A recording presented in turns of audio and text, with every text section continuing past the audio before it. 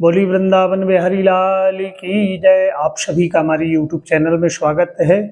और आज हम आपके लिए लाए हैं जीवित पुत्री का व्रत। तो यह व्रत कब है, किस दिन हमें यह व्रत करना है?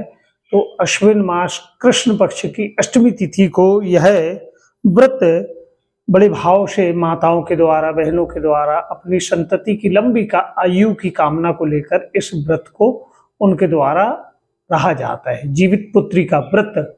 और यह व्रत जैसे कोई पहली बार उठा रहा है, कोई पहली बार इस व्रत को करना आरंभ कर रहा है, तो वह व्रत को कहाँ से आरंभ करे? अपने मायके से इस व्रत को आरंभ कर ले या ससुराल से करे? कहाँ से उसे फलदायी रहेगा? और यह पूजन का क्या नियम है, किस तरह आपको इस व्रत को धारण करना है, और इस व्रत में आपको क्या ग्रहण करना है, कैसे सूर्य नारायण भगवान का पूजन अर्चन करना है। तो यह व्रत जो इस बार 2025 में हम 14 सितंबर को रविवार के दिन अश्विन मास कृष्ण पक्ष की अष्टमी है, उस दिन आपको यह व्रत धारण करना है। तो यह व्रत आपको एक दिन पूर्व ही आप इस व्रत को आप भोजन ग्रहण करके इस व्रत को धारण करते हैं। और जो पहली बार इस व्रत को आरंभ करने जा रहे हैं, उनके मन में जैसे जो भ्रम है कि मायके से करें या ससुराल से करें, तो ऐसा आप मन में कदापि कोई भ्रम न रहे। जहां हैं आप उस स्थान से भी आप इस व्रत को आरंभ कर सकते हैं। और यह ईश्वर के निमित्त आपके द्वारा आप इस व्रत को धारण कर रहे हैं, तो इस व्रत से आपकी संतति पर प्रभु की मंगल कामना होगी, वह संतति आपकी दीर्घायु होगी। और जिनके पुत्र हैं या पुत्रियां हैं, बोले हमारा बेटा नहीं है, हम कैसे करें? तो ऐसा भी मन में कोई भाव न ले। संतान पुत्र हो या पुत्री, दोनों समतुल्य हैं। बड़े मन भाव से इस व्रत को आप धारण कर सकते हैं। और संपूर्ण विधि नहाए खाए से और किस तरह आपको यह करना है, हम इस वीडियो के जरिए आप तक भेज रहे हैं।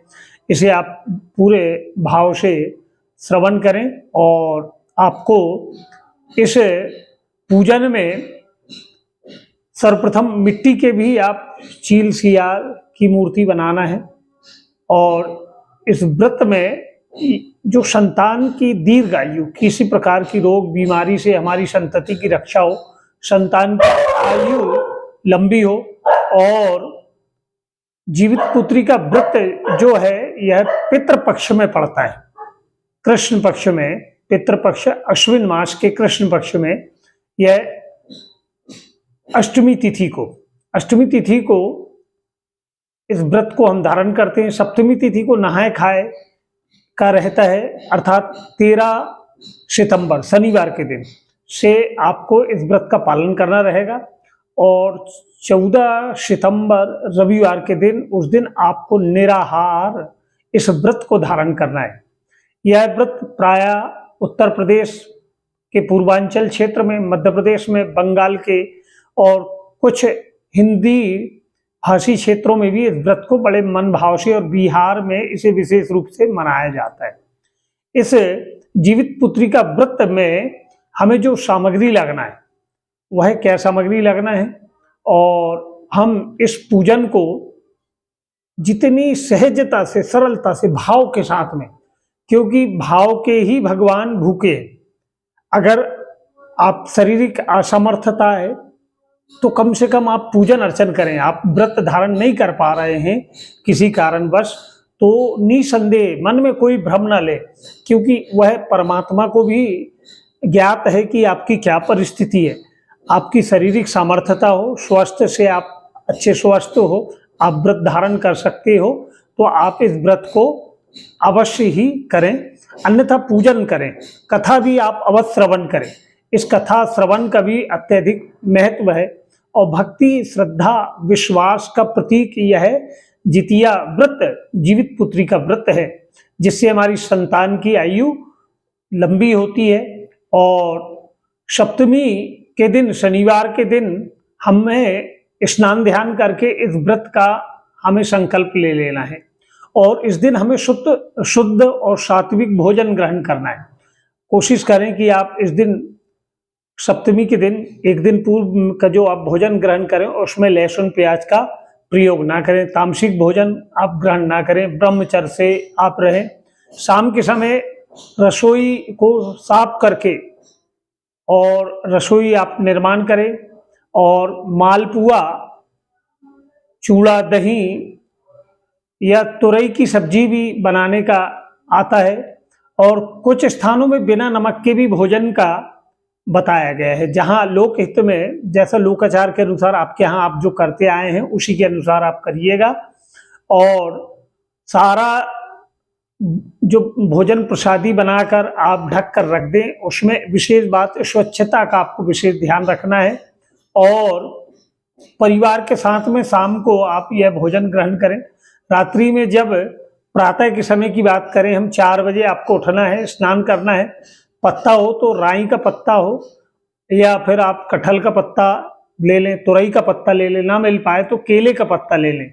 और केले का भी पत्ता ना मिले तो दोना पत्तल जो आती है वह आप उसमें आपको प्रसादी निकालना है। जो आपने मालपुआ बनाए हैं, जो आपने चूड़ा दही है या तुरई की जो साग सब्जी बनाए हैं, सबको थोड़ा थोड़ा निकाल कर 4 से 5 जगह चील सियारन के लिए और जीमूत वाहन के लिए, अपने पितरों के निमित्त और पक्षियों के निमित्त आपको निकालकर अलग अलग स्थानों पर रख देना है। यह उनका नैवेद्य और भोग रहेगा। और उस स्थान पर रखना है जिस स्थान पर वह पक्षी उसे ग्रहण कर ले।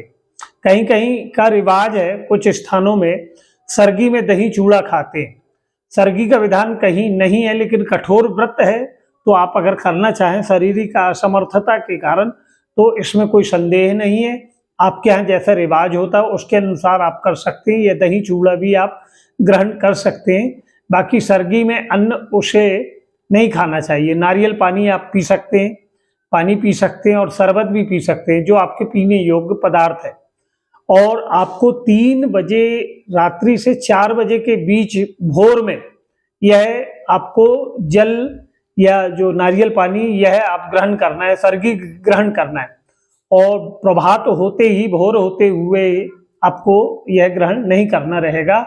और दैनिक कार्य से निवृत्त होने के बाद स्नान करके आप बड़े भाव से संकल्प कर लें कि आज मैं जीवित पुत्री का व्रत मेरे द्वारा मेरी संतान के निमित्त मैं कर रही हूँ और प्रभु की कृपा मेरी संतान पर सदैव बनी रहे। इस दिन, व्रत के दिन, किसी प्रकार की आपसे किसी को आप अपशब्द ना कहें, किसी की निंदा ना करें और किसी जीव की हमारे द्वारा हिंसा ना हो, क्योंकि जीवित पुत्री का यह व्रत है। किसी की जीव की मृत्यु आपसे यहाँ तक कि चींटी तक ना मारे, इस बात का आप विशेष ध्यान करें कि आपको किसी प्रकार का कोई दोष न लगे। और भगवान सूर्य नारायण का मन में ध्यान करें और संकल्प उन्हीं के सम्मुख लेना कि प्रभु मैं यह पूजन अर्चन कर रही हूँ श्री हरि नारायण की, जो जगत के पालनहार है श्री हरि विष्णु, उनका हमें पूजन अर्चन करना है।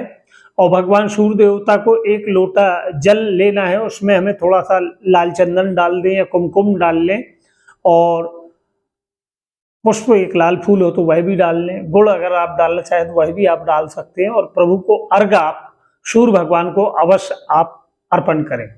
पूरा दिन आपको व्रत रखना है और भगवान श्री हरि की, नारायण की, अपने इष्ट की आपको आराधना करना है। गुरु मंत्र का मन में ध्यान करना है और ईश्वर की दिव्य कथाओं का मन में चिंतन करना है, क्योंकि इस दिन आपने व्रत धारण किया, कहीं इधर उधर की बात में आपको नहीं लगना है, जिससे उससे आपका पुण्य का प्रभाव कम हो। जब शाम का समय हो तब आपको कुशा की एक जीवित वाहन की एक आकृति बनाकर किसी गमले में किसी स्थान पर लगा दें। मिट्टी से आप चील सियारन की जो आकृति बनाएं, गाय का गोबर हो या मिट्टी का ढेला हो, उठाकर रख दें। चील सियारन और जीमूत वाहन और चील सियारन की आपको पूजन करना है, जैसा हम करते आए हैं। जल आपको छिटकना है, जल अर्पण करना है। कच्चा दूध हो तो वह भी आप अर्पण करें, चंदन लगाएं, अक्षित फूल, कच्चे धागे की जनोई बनाकर भी आप, या यज्ञोपवीत हो तो वह भी आप अर्पण करें। कुछ फल हो, मिष्ठान हो, जो आपको वहाँ पूजन में अर्पण करना है। जीवित पुत्री का व्रत की कथा भी आपको इस दौरान पढ़ना रहेगा या सुनना रहेगा। अगर आपके पास वह जीवित पुत्री का व्रत की कथा की पुस्तक हो तो उस पुराण का, उस पुस्तक का आप पूजन अर्चन करें, चंदन लगाएं, एक पुष्प चढ़ाएं और पूजन अर्चन करने के बाद में आरती करें। अरियार बरियार का जो पौधा होता है उसका भी आपको पूजन करना रहेगा। और कई तरह के लोक रीति के अनुसार जैसा आपके यहाँ मान्यता है वैसे भी आप अपनी लोक रीति के अनुसार इस व्रत को कर सकते हैं। दूसरे दिन 15 सितंबर सोमवार के दिन आपको जल्दी उठना है, स्नान करके पूजन अर्चन करके भगवान सूर्य नारायण भगवान को पुनः अर्घ्य देना है, प्रार्थना करना है कि प्रभु आपकी कृपा से मैंने कल जीवित यह पुत्री का व्रत धारण किया था और आपके ही कारण यह व्रत मेरा विधिवत परिपूर्ण हुआ, कोई विघ्न बाधा नहीं आई, और उन्हें जल अर्पण करना है। इसके बाद जीवितिया जो जितिया होता है उसे गले में धारण करना चाहिए। जितने आपकी संतान है उतनी उड़द जो साबुत निकल जाएं। फिर उसके बाद में आप जो सीधा दान दक्षिणा है ब्राह्मण निमित्त या किसी आचार निमित्त जिन्हें भी आप देना चाहें निकाल कर रख दें। किसी सुपात्र ब्राह्मण को आपको दान देना है, क्योंकि बिना दक्षिणा द्रव्य के, बिना सीधा पानी के दान दिए यह व्रत आपका कैसे पूर्ण होगा। जैसे दाल है, चावल है, आटा है, तुरई भी आप इसमें रख सकते हैं और सुपात्र ब्राह्मण को आपको दान करें। इसके बाद में सूर्य उदय के अर्थात 15 सितंबर को सुबह 5:55 के बाद आपको व्रत का यह पालन, कई लोग इस दिन खरजोतिया करते हैं। खरजोतिया मतलब यह है कि सूर्य उदय के बाद काफी देर तक, जब तक सामर्थ्य हो तब तक व्रत रखते हैं और फिर सुबह में व्रत रखते हैं और देर होते ही और हमारा प्रताप पुण्य बढ़ते जाता है। इस हिसाब से आप देख लीजिएगा कि नवमी के दिन पूरे दिन की है तो आप अपने सामर्थ्य के अनुसार, जैसे ही आपका सामर्थ्य हो वैसे आपको करना रहेगा। और निराहार व्रत तो आपको अष्टमी के दिन रहना ही है। और पर इसमें विशेष बात यही आती है कि मन और भाव से भगवान के इस व्रत को धारण करें, पूरे संकल्पित होकर, और परायण आप सोमवार को आपको करना रहेगा। और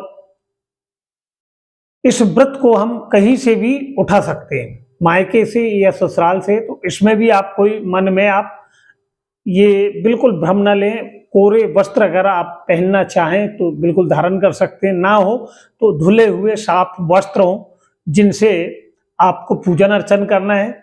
और इस दिन अपनी संतति के निमित्त आपको, अगर आप कोई वस्त्र उपवस्त्र भी दान करना चाहें तो वह भी आप कर सकते हैं। और प्रभु की मन में आराधना आपको करना है कि बड़े भाव से प्रभु आपकी कृपा हम पर बनी रहे। और यह दिव्य कथा, यह जानकारी आप और लोगों तक भी शेयर करें। हर हर महादेव शंभु।